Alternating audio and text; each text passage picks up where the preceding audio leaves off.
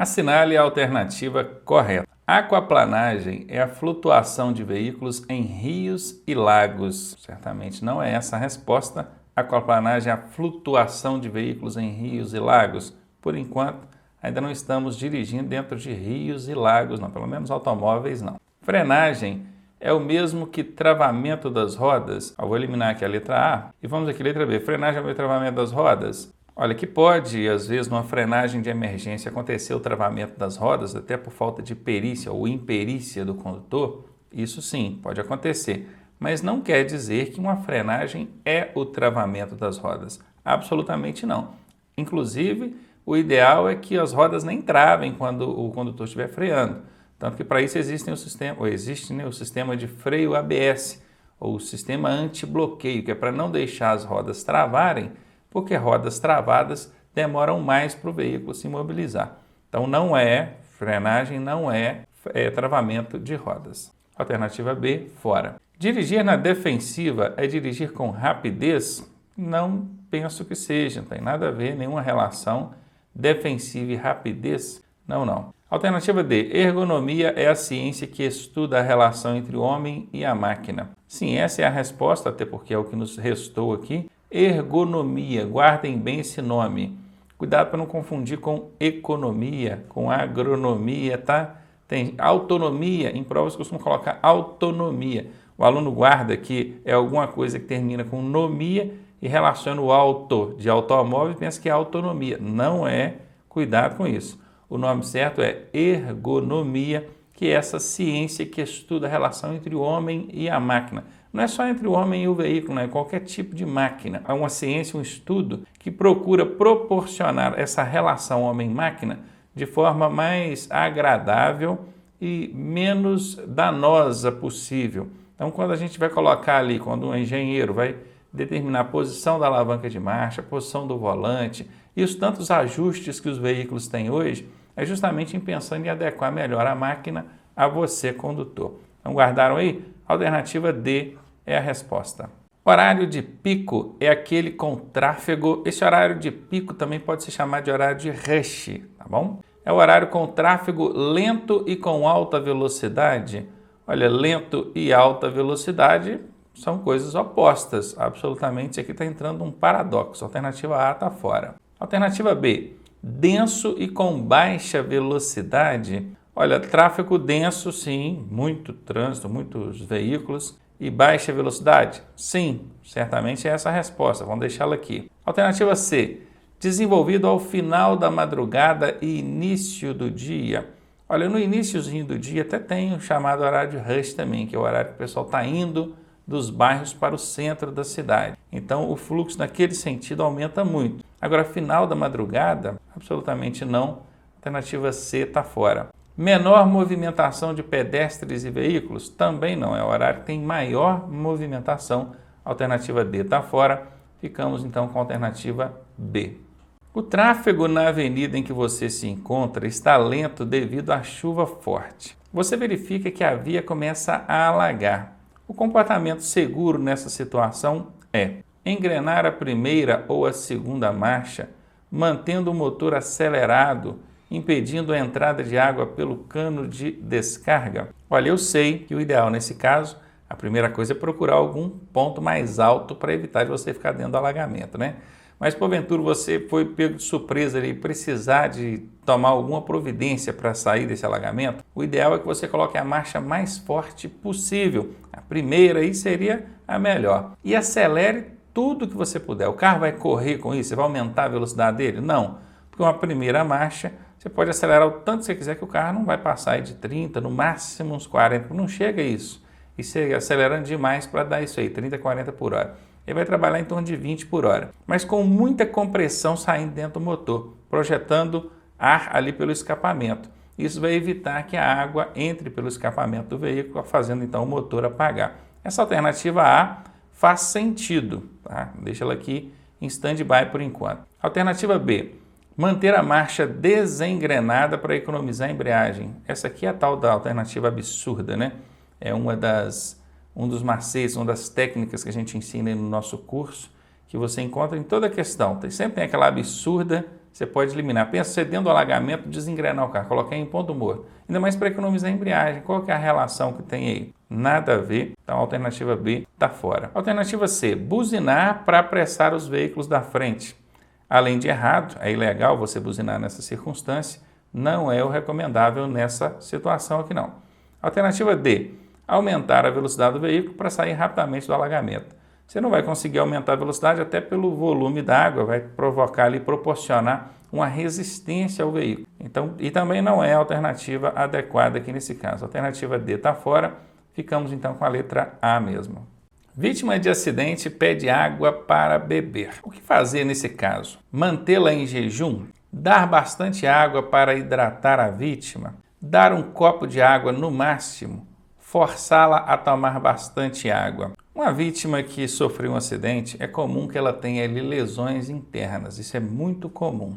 E uma lesão interna pode provocar uma hemorragia interna, o que vai causar nela ânsia de sede. Só que aí que está o grande perigo. Se você der água, líquido, qualquer tipo de líquido, para uma vítima que esteja com lesão interna, com hemorragia interna, você vai detonar com ela. Então esse é um procedimento inadequado. Então traz um copinho d'água para a pessoa, cuidado com isso, tá? Então mantê-la em jejum é uma boa ideia, não dar líquido, mesmo que ela peça, mesmo que ela diga, eu estou com sede, me dá água. Não dá. Principalmente se houver essa ânsia aí, ela com muita sede pedindo aí, que a suspeita deve aumentar mais ainda, porque você vai logo pensar, essa pessoa pode estar com hemorragia interna, por isso que ela está sentindo tanta sede assim. A alternativa B fala para dar bastante água, absolutamente não. A alternativa C diz que é para dar um copo de água no máximo. O ideal é manter em jejum, não dar água nenhuma. A alternativa C está fora. E a alternativa D ainda diz que é para forçá-la a tomar bastante água. Também não. A alternativa D está fora. Ficamos aí com a resposta A. O sistema elétrico é responsável pelo acionamento, certamente aqui, sistema elétrico do veículo, né?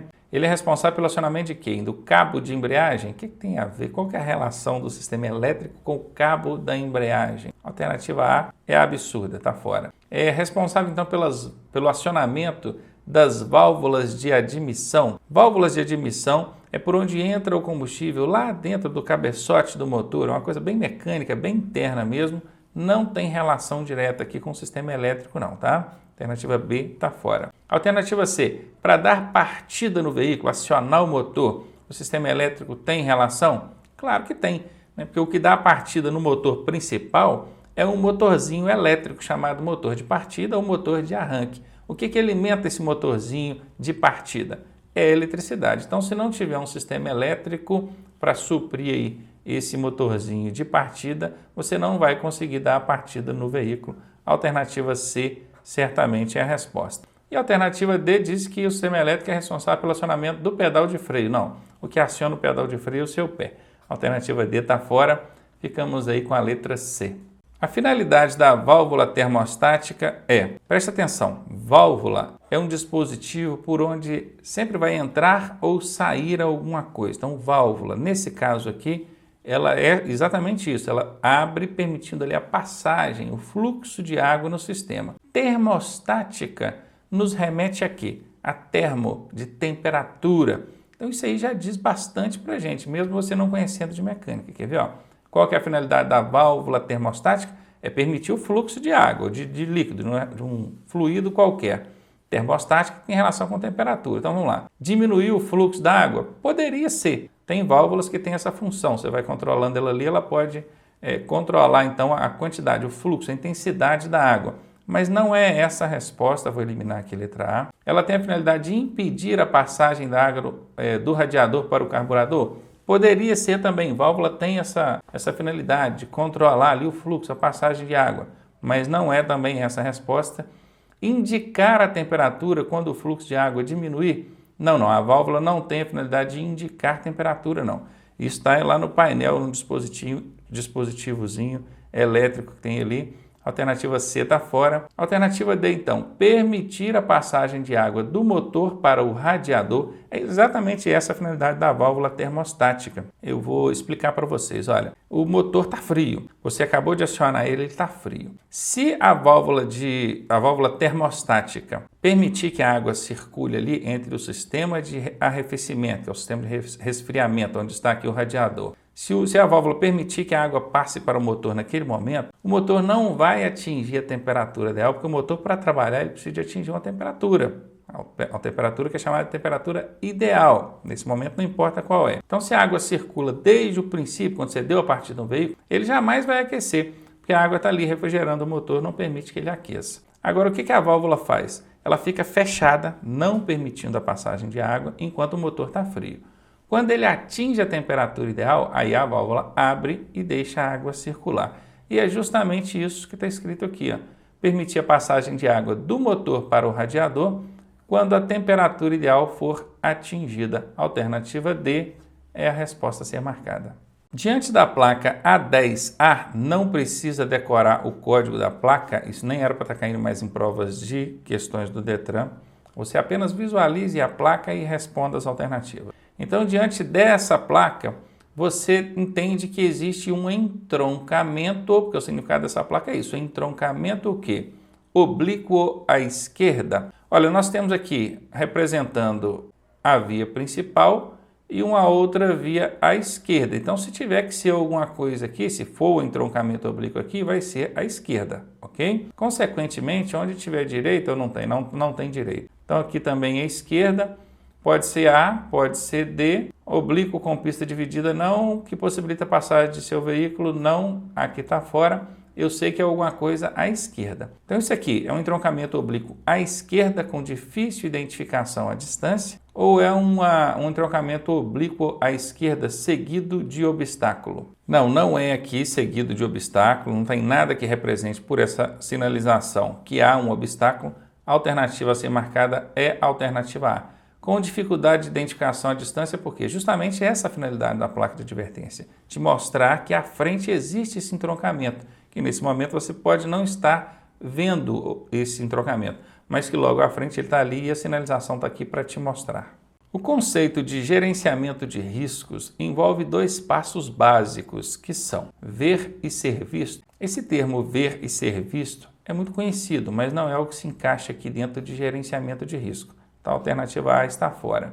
Alternativa B, perceber antecipadamente os riscos, sim, perceber com antecedência os riscos e agir pronta e habilmente para evitá-los ou controlá-los, contorná-los.